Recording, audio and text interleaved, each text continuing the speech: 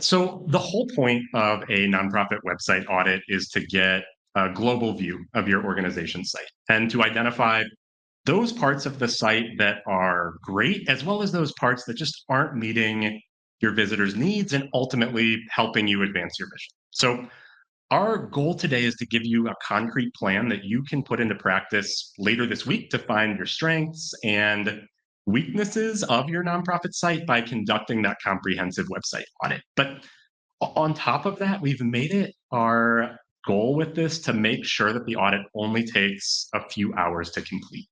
Like we know time is tight at most nonprofits, and the number one reason that most organizations don't audit their website is there's just too many other things on your plate. And so we have streamlined this process as much as we possibly can to make it as manageable as possible. So we're going to start with just a quick overview of what makes a great audit, and then we'll get into the actual process of completing your nonprofit website audit.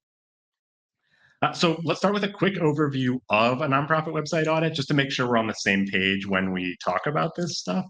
So first up, what's the point of auditing our nonprofit's website? I mean, simply put, the goal is to identify your website's strengths and weaknesses. But once you've done that, the idea is you'll know what areas of your site need a little bit of love and where you should focus your efforts on making improvements.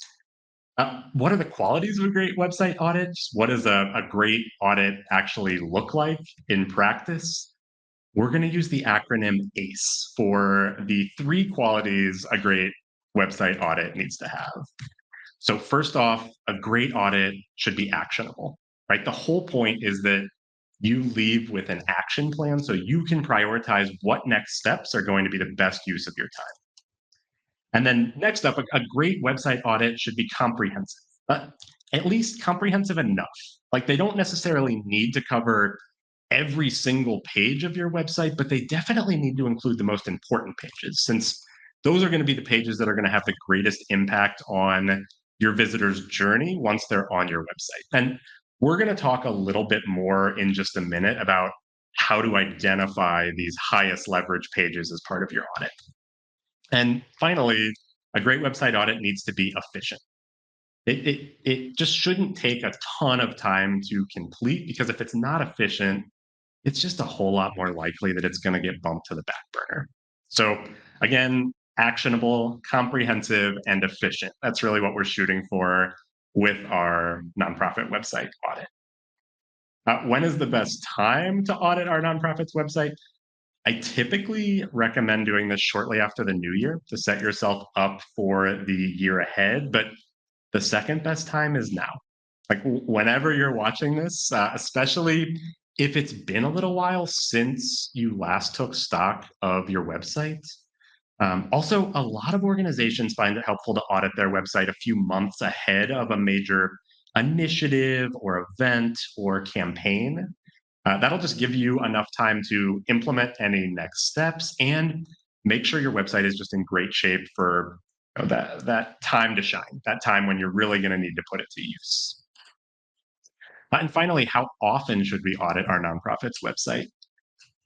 I recommend shooting for doing this annually to start. If you get to the point where you are conducting your audits and you're just not really finding things that you need to change, you could always dial back the frequency a little bit. But the nice thing about starting with doing this annually is you'll hopefully avoid needing to make drastic changes each time you conduct an audit. Things just won't have enough time to get that outdated since you're keeping an eye on them more regularly.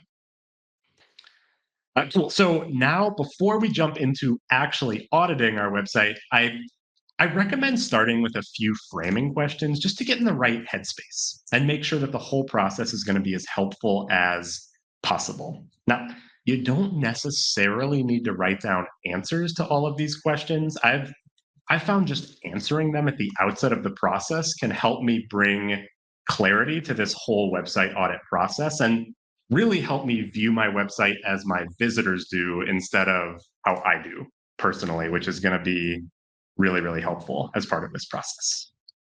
So first question, who is the primary audience of our website?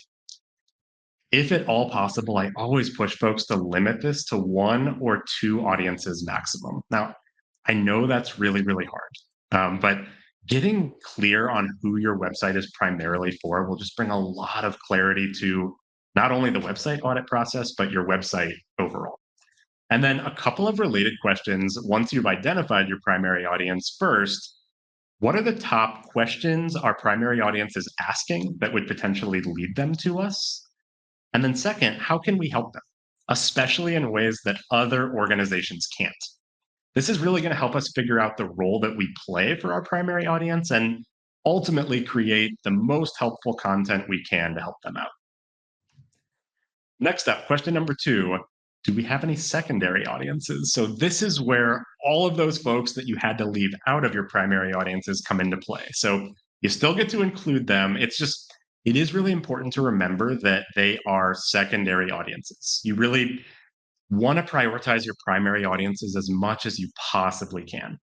And then again, once you've identified your secondary audiences, I find it's helpful to ask those similar follow up questions. What are the top questions that they're asking? And again, how can we help them, especially in ways that other organizations can't?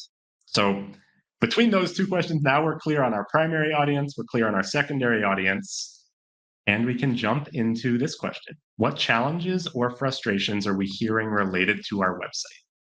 So, it could be you're hearing things outright from folks in your community, but it could also be that people are sort of showing you some challenges through their behavior. So, for instance, one of the challenges we frequently hear is that information is really hard to find on the current website. Maybe you have folks telling you this outright, which makes it pretty easy to identify, but maybe it's also showing up in more subtle ways. Like you're getting asked questions that you have answers for on the website, or people would rather call and talk to your team than look around the website for the information that they're seeking. These can be sort of more subtle indications that visitors are having trouble finding the information they're looking for once they're on your website. So, by focusing on these challenges related to your current site, hopefully you can just kind of keep them in mind as you work through your website audit process. And again, hopefully it sort of helps you address a bunch of these issues as you go. Question number 4 here. What are the key actions our visitors want to take on our website? Now, notice this question here is framed from the perspective of your website visitors, not your organization. So what are your visitors looking to do on your website? Thinking through that can really help you meet your visitors where they're at and help them get the most out of their time on your site. It'll also help you build the most helpful, logical conversion paths for your visitors. And conversion paths are just the journeys visitors take from where they land on your website to where they ultimately convert on the site. So this will just help you guide them from the moment they arrive on the site to the point where they ultimately take a meaningful action, which is what we often call conversions. So once you've outlined these key actions that visitors are looking to take, ask yourself, are each of these key actions happening currently on your website? And that'll serve as a nice jumping off point when it comes to making sure your website is providing a great experience for your visitors and making those key actions as likely to happen as possible. Next up, we're going to flip that a little bit. So, what are the key actions we want visitors to take? Now, here we are focusing on the actions that are central to our organization, and the more tightly that you can sort of align those to your broader organizational goals, the better.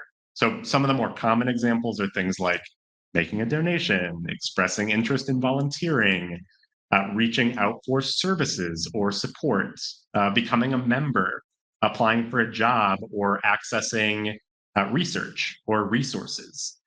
Now, again, just the more tightly that we can align these with our broader strategic goals and bring those things into alignment, the website goals and our organizational goals, the better.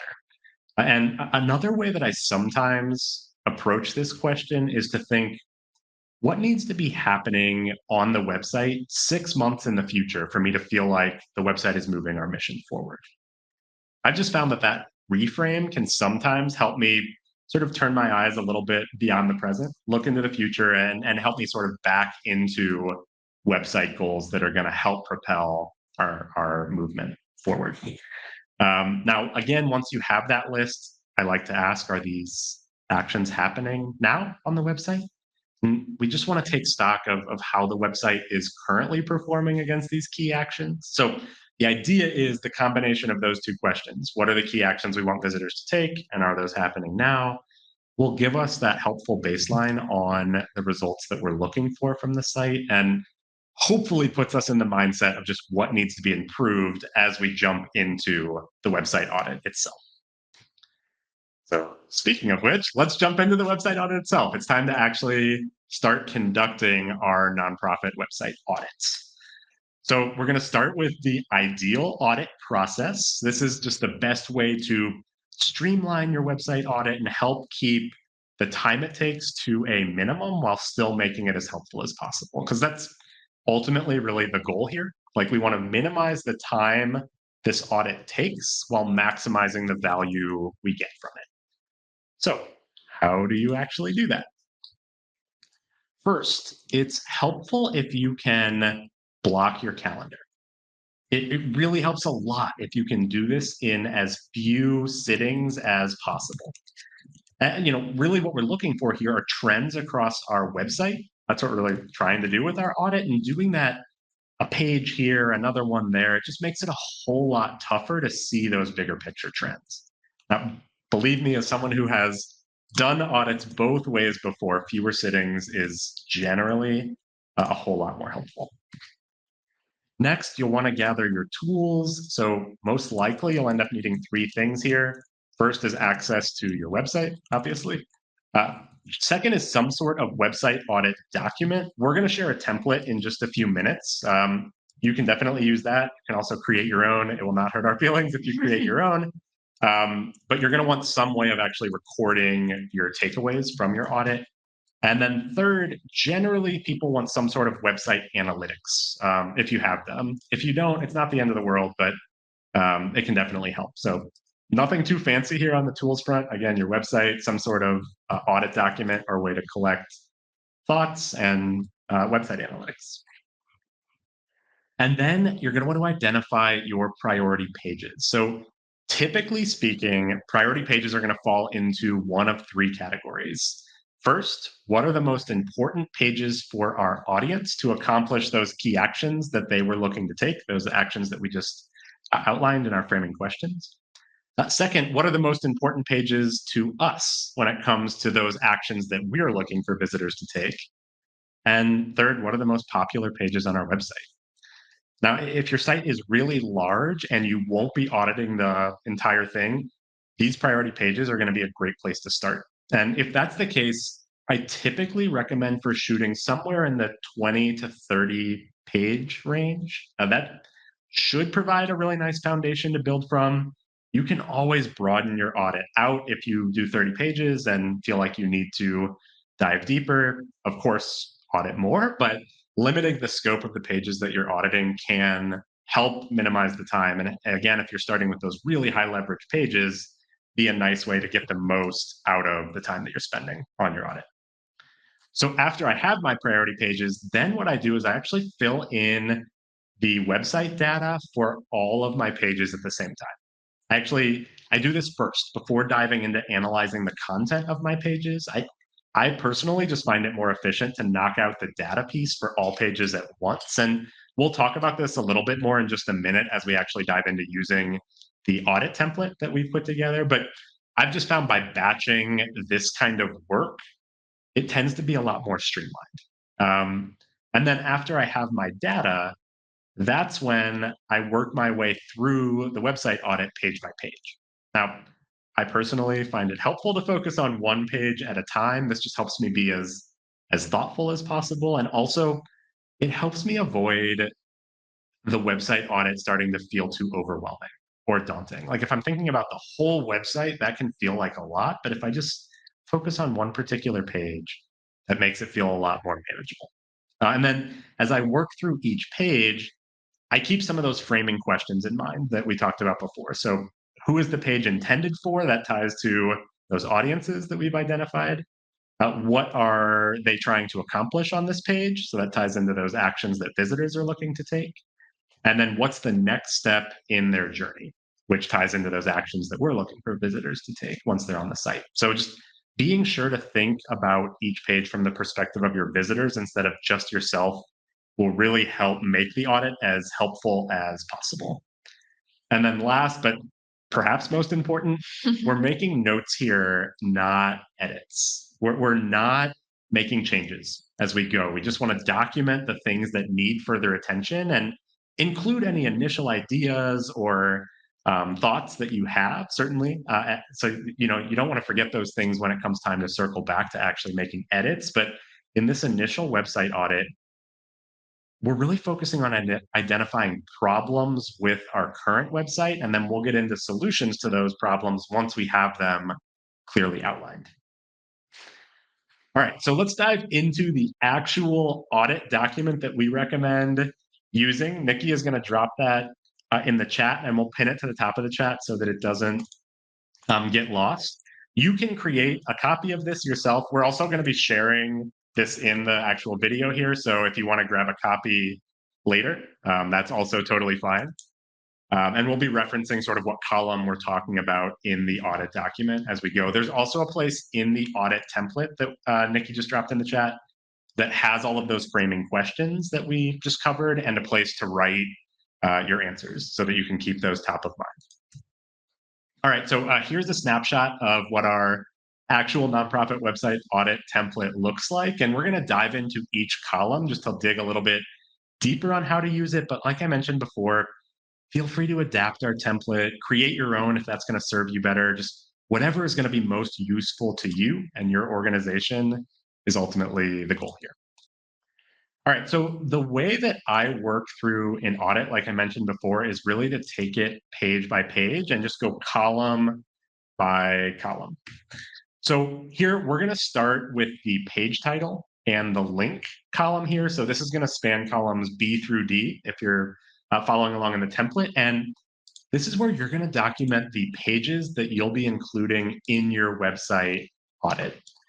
Now, basically, what we're going to be covering here are the priority pages that we discussed before. And I personally find it helpful to actually link each page title so that I can quickly access the corresponding page on my website later on.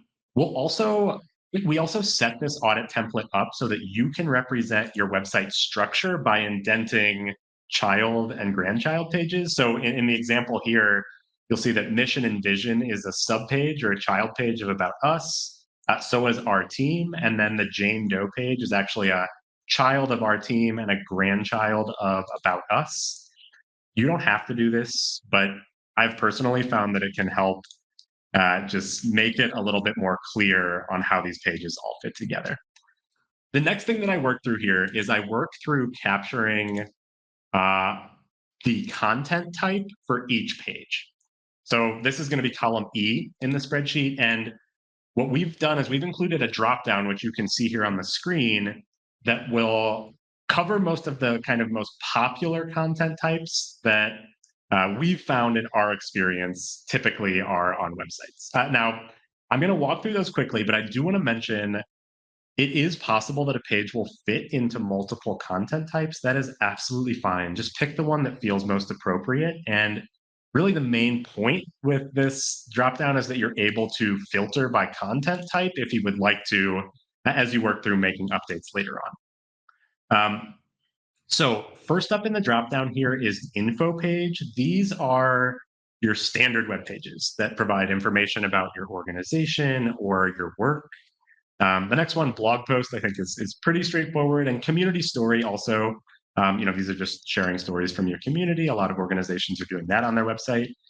A conversion page, these are the pages where you're typically capturing visitor information, like donations or registration pages. A lot of times these will have a form on them of some sort. A resource, this is any guide or toolkit or downloadable asset or a research report, something like that you may have made available to visitors. They could be standalone pages. They might be subpages of like a resource library or something like that. It really depend on the layout of your site, but a lot of organizations are sharing resources. And then the final one here is a landing page. Now, these are pretty common when you're trying, or I should say, when you're tying them to some sort of campaign or running ads. Oftentimes, these landing pages are going to be free floating pages that live outside of your navigation, and a lot of times visitors are going to be arriving on them directly by clicking, a link in an ad or scanning a QR code or typing a shortened URL into their browser. So you may have other page types. This is not necessarily an exhaustive list. And you can also definitely customize the dropdowns in the audit template to suit your needs. But hopefully, this is a helpful place to start. And if at any point you do want to customize the content types or any dropdown in the audit template, when you ultimately get access to the template, at the very bottom, you'll see a tab that says dropdown variables. You can actually click on that and change any of the dropdowns to include whatever items are going to be most helpful to you. So now we have our priority pages outlined. We've categorized them all by content type. Next, we're going to dive into our website analytics. And here, typically what I recommend is pulling the number of page views over the last 12 months. So if you're using Google Analytics 4 to pull this data, this is where you're going to want to visit. We pulled this up because Google Analytics 4 is not the easiest to use right out of the box. So you'll want to log into your Google Analytics 4 account. And then on the left there, go to Lifecycle, Engagement, Pages and Screens. This is going to load up the report that we're going to use to show our most popular pages on our website. And then in the upper right, where that red box is, you'll want to be sure to change the date range up there to use last 12 months. So again, that's going to show you the number of page views over the last 12 months for the most popular pages on your website. And then what you'll do in the spreadsheet, you'll scroll to the very bottom of column F in the audit template. And I actually recommend documenting the start date and the end date of that date range directly in the audit document.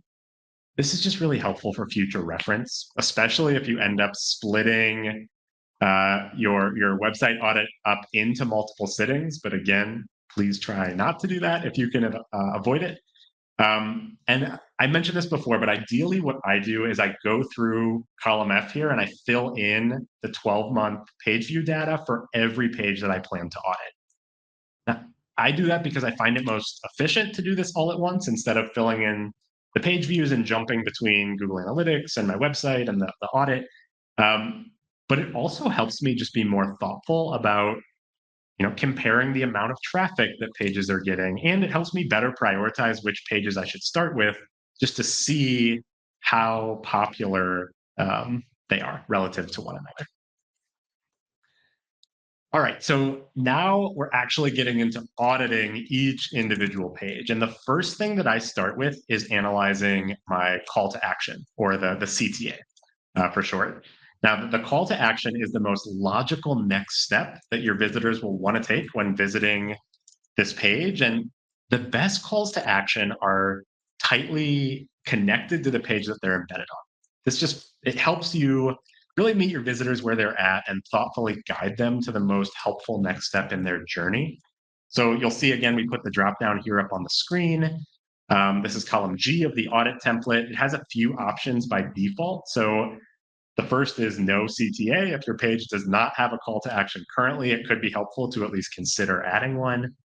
The next one is revise. This is for if you need to swap out the call to action on the page.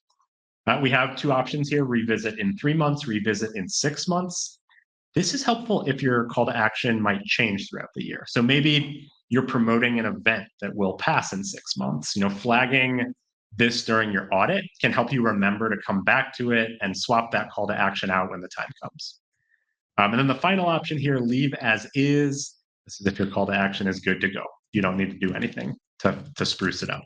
So again, I wouldn't recommend actually rewriting your calls to action as you work through the audit process. I would just document it here in column G and then add any notes or thoughts that you have to column K. There's a notes column in our audit template. As you work through that, you can definitely capture initial ideas, but circling back to your calls to action after you've completed your whole audit not only helps you prioritize them, but it'll also help you standardize them a little bit more between all of your pages. All right, next up, column H. This is your page status. So this is where we're actually auditing the content of the page as a whole. So this is going to be sort of the heavy lift for a lot of this audit. And we've included, again, a few default options in the dropdown. Feel free to adjust them if there's any that you feel like are missing. So the first, leave as is. If your page is in good shape, mark it leave as is, and you can stop thinking about it.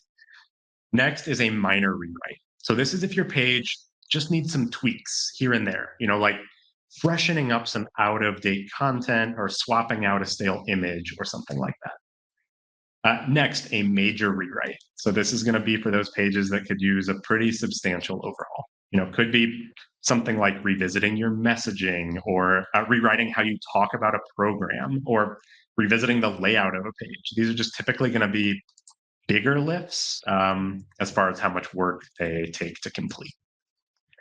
The next option here, combine.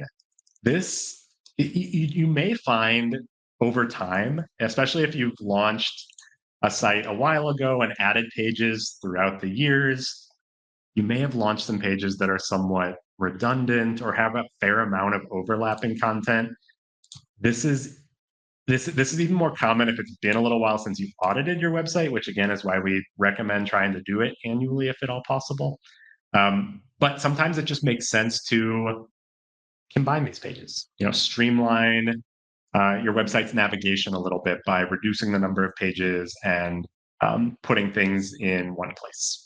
And along those lines, you also might run into some situations where you use this delete and redirect option. So it's also really common that you end up with some outdated pages that could be retired. Usually with websites, we're really quick to remember to add new pages, but we are, it's easy to overlook retiring pages as our programs change or the way we serve our community changes. So whenever you delete a page, I always recommend implementing what's called a 301 redirect. You're also going to want to do this if you combine a page and the URL changes. A 301 redirect is just a fancy way of saying it's a permanent redirect that signals to search engines that this page is permanently redirected to a new page. And what that's going to help accomplish is really two things. First, it will help your visitors not land on that page not found error, which I'm sure you've seen over the years, clicking a bad link somewhere. But it also really helps you maintain as much value in the eyes of search engines as possible, because your pages actually build up value in the eyes of search. And those redirects are a way to forward that value to a new location on a page that is going to continue existing on your website. Now, the way that you actually implement those redirects will vary widely from website to website. It'll depend on the technology powering your site, but it's a helpful thing to look into and implement, again, if the URL is changing or if you're deleting a page. And the final option here, broken feature. This is what you're going to use if you spot anything that's broken on any of your pages. It could be something not loading correctly or a form not working as expected. And depending on what's broken, you may need to tap in some programming help to get things fixed. But at this point, just kind of note what those things are, note what's broken, and that'll help you prioritize the fixes that need to happen once you circle back to actually implementing those changes. And again, speaking of prioritization, let's see, we have a question. Can you note multiple statuses at once? Ethan, this is set up right now to only have individual statuses, but you could change the way that the dropdown is working. A lot of times I really do push folks to prioritize a status though and pick one. If you have too many statuses selected, it could lead to not knowing sort of where to start. So a lot of times I recommend picking the most important thing. Some of them sort of nest into each other. So let's say, for instance, you have a broken feature and you need to do a major rewrite or overhaul of a page. You could always sort of select major rewrite and then note that there's a broken feature. That's a lot of times how I approach it. You could, though, either introduce a new column if you wanted to have multiple statuses, or change it from being a single select dropdown to being something that would allow you to have multiple options in there. The next step here in the website audit process is to fill in a priority level. So you'll see we have high, medium, low here. This is how I think about it. High priority fixes are things that I need to update in the next 2 weeks. Medium priority fixes are things that I need to update in the next 3 months. And low priority fixes are things I will get to whenever I have time. And then if I'm leaving a page as is, I just ignore this column. So again, high priority next 2 weeks, medium priority next 3 months, low priority whenever I have time. Realistically, you only have so many hours in the day, right? Like you only have so much capacity to make improvements to your website. For that reason, I try to be pretty ruthless about my high priority updates because if everything is high priority, nothing actually is. And so, we're just not going to be able to change every page we want to change realistically in the next 2 weeks.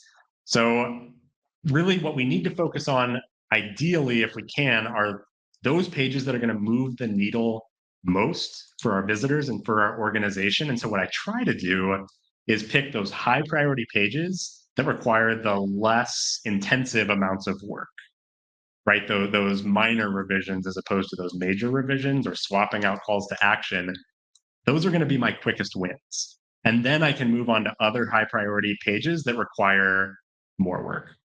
And then, ultimately I can finish the lower priority items. And you'll see there's also a completed column here. When I finish making updates to a page, that's when I mark the checkbox in this completed column, which is column J in the spreadsheet. That way we can easily see what we've finished and what still needs to be done. And then you can also mark pages as complete if you're just going to be leaving them as is. I think that's a helpful way to more easily kind of scan the document and see what still needs my attention and what I can stop paying attention to until my next website audit. And then finally here, column K, this is where you're going to jot down any notes that come to mind as you're auditing your nonprofit's website. So for me, this is typically a combination of clarifying information from the previous columns that I've filled out, but also capturing any initial ideas I have about changes I would like to make in the future. I don't spend too much time thinking about those edits, but I do find it helpful to capture those initial thoughts so that when I circle back to implement changes in the weeks and months ahead, I can quickly jump back into that headspace and remember sort of the thoughts that I had as I was working through the audit process. So that's really it. That's the process to actually complete your nonprofit website audit. And then at the end of this process, you'll have identified your website's strengths and weaknesses, and you'll have a punch list of pages to focus on revising. So again, I like to start with those high priority pages that don't require a ton of work to revise. Those are going to be my quick wins. And then I also like to strike through things that I've put in the notes section as I work through them. I find that just makes it a little easier to see what's done and what still needs to happen, but that's totally a personal preference thing. You do not have to do that if it makes it harder for you to use the document in any way. So that's it. That is our nonprofit website audit process. I hope you find this process and the audit template helpful. And if any questions do come up as you dive in, just let us know. We are happy to get them answered.